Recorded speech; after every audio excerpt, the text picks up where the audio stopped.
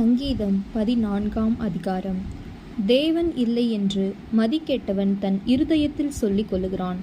அவர்கள் தங்களை கெடுத்து அருவருப்பான கிரியைகளை செய்து வருகிறார்கள்.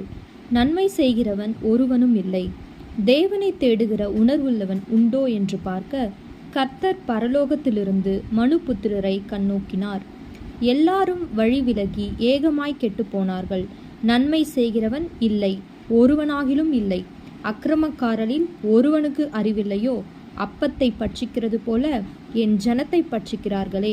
அவர்கள் கர்த்தரை தொழுது கொள்ளுகிறதில்லை. அங்கே அவர்கள் மிகவும் பயந்தார்கள். தேவன் நீதிமானுடைய சந்ததியோடே இருக்கிறாரே.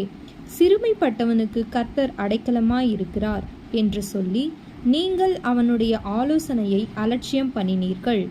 சீயோனிலிருந்து இஸ்ரவேலுக்கு இரட்சிப்பு வருவதாக கர்த்தர் தம்முடைய ஜனத்தின் சிறையிருப்பை திருப்பும்போது யாக்கோபுக்கு களிப்பும் இஸ்ரவேலுக்கு மகிழ்ச்சியும் உண்டாகும். ஆமென்.